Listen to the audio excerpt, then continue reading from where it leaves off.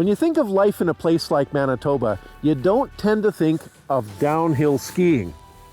So I have to ask then, how is it possible that in a place like Manitoba, you could lose a ski hill? I'm Gordon Goldsborough, past president of the Manitoba Historical Society, radio and newspaper columnist, and author of books on the neglected, the overlooked, the hidden places from Manitoba's past. Join me in this series as we explore backroads to places that tell great stories about how things used to be and how we have ended up where we are today. This is Abandoned Manitoba. In the years before the improvement in Manitoba's highway network, trains were the preferred way to travel from place to place on the prairies. For decades, city dwellers in Winnipeg would take a train to enjoy the beaches of Lake Winnipeg during the summer. In February 1935, those who partook in winter sports were finally able to enjoy recreational excursions to rural Manitoba when the first ski train to the slopes near Riviere left the main station in downtown Winnipeg. It's 1935 and I'm itching to go downhill skiing. So I arrive here at the main station of the Canadian Pacific Railway in downtown Winnipeg. I board a train and promptly at 8 a.m. it leaves the station. After stopping briefly at Portage Avenue and Academy Road to pick up a few more skiers, we then head out of town, heading south. We arrive in the town of Morris, where we pick up even more skiers. Then west, stopping in Morden and Manitou, finally arriving at the base of the ski slopes in Riviere at 11 a.m. There might be remnants of this golden age of ski trains, and I'm setting out to find them. I've come to Riviere in search of an abandoned ski hill.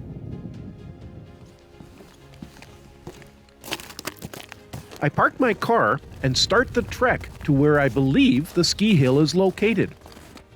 I'm standing on the remains of the former Riviere subdivision of the Canadian Pacific Railway. And when it was first built, its intention was to pick up the grain that was being grown across the prairies and transport it back into Winnipeg for shipment.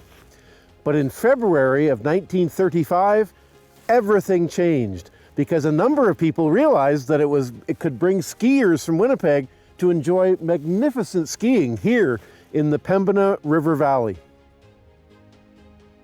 For those of you who may wonder how the flat prairies could provide the necessary topography for a ski hill, well, valleys like this one of the Pembina River have surprisingly steep slopes that make for some fantastic downhill skiing. The first ski train arrived here in February of 1935, and the train would have simply sat here on this long stretch of straight track. The skiers would have disembarked, get all their gear together. They then would have struggled their way to the top of the slope. In those days, there wasn't any tow line, anything. They would basically just have to climb up the hill to the top, strap on their skis, ski downhill. I'm told that the fact that the slopes were so wooded meant that the snow was lighter and fluffier than it would be out in the open, which made for really good skiing. Ski down to the bottom, then turn right around and head back up to the top. But the train was sitting here the whole time, so, if you got cold and you wanted to warm up, if you wanted to stop for lunch, if the weather turned bad, you needed to get out of the elements, you could come back here and sit in the train. 6 o'clock in the evening, the train would reverse and it would head right back to Winnipeg. You'd arrive home at 9 in the night, having had a wonderful day of skiing here in the Pembina Valley. A lot has happened in the 70 years since this slope was abandoned, and trees, for example, have reclaimed much of it, so it's kind of hard to find the original ski slope. So I think I'm going to have to put on my snowshoes and go tramping out in to see if I can find any sign of those old slopes.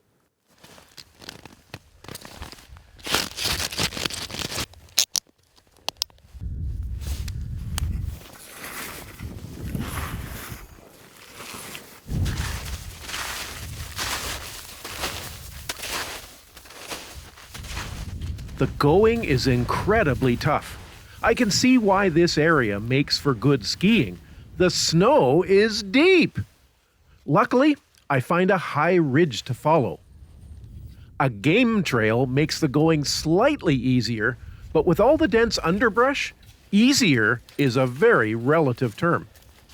In the 70-odd years since these slopes were abandoned, clearly the forest has reclaimed much of them. The wildlife is still here though, and thanks to the deer, I have something of a trail to follow. Looks like maybe a deer spent the night right here, judging from the pile of droppings that are right in front of me. Puffing and exhausted, I reach the top of the slope. I can't imagine doing that trek with skis on my back. I can't locate the actual ski slope. I've been here once before, but that was in the summer, some years ago.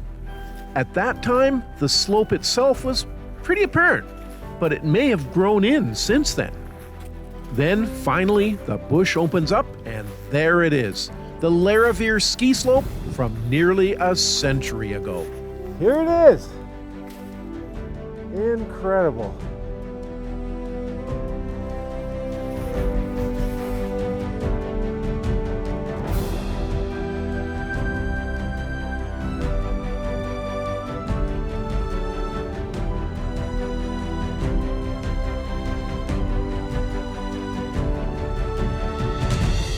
It all started in December of 1933.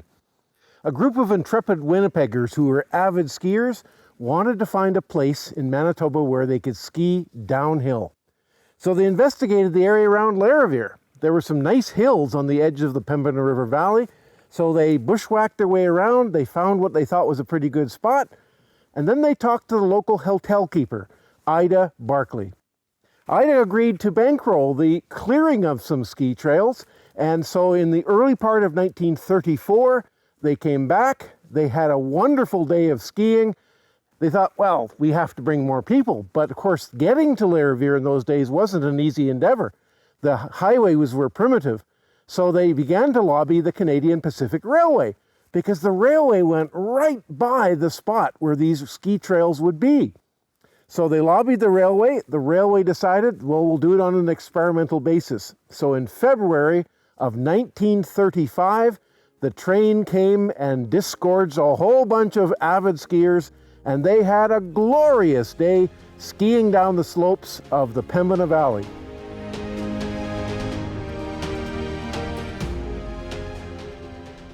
There were several runs, and I'm told that they even gave them names. When I was here a few years ago, I found a sign that said Calamity Jane. I can only assume that that was a particularly treacherous run. I recall seeing a sign for one of the slopes during my last visit, but I find nothing. It's either buried in the snow or has been lost to treasure hunters.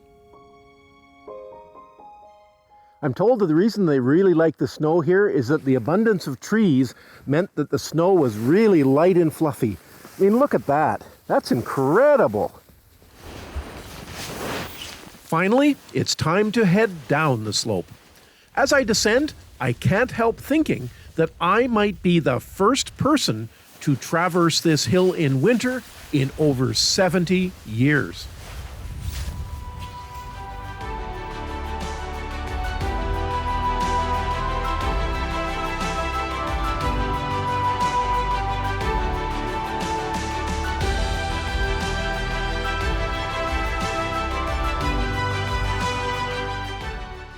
We're back on the abandoned railway line that hasn't seen a train now since 2008.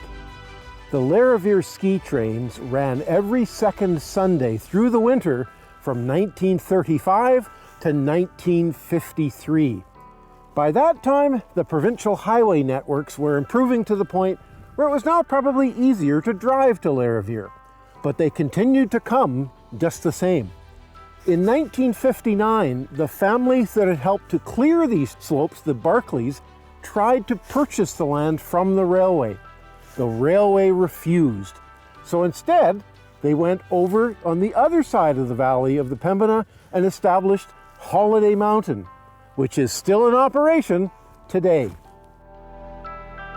As I make my way out on the former railway line that once brought scores of skiers to the area, I remember a poem about the ski hill written by a local resident when the ski train was in full swing.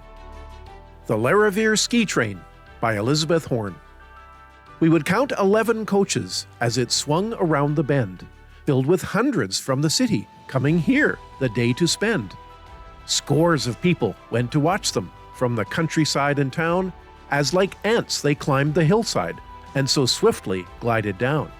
There are tow lines for the skiers made to tow them up the hill, operated with a motor by a motorman of skill. There's a lunchroom near the ski slide where refreshments are supplied. There's a screen above the heater where wet mittens may be dried. When the western sun is sinking, once again they board the train, waiting there to take the skiers back to Riviere again. All enjoy a good warm dinner.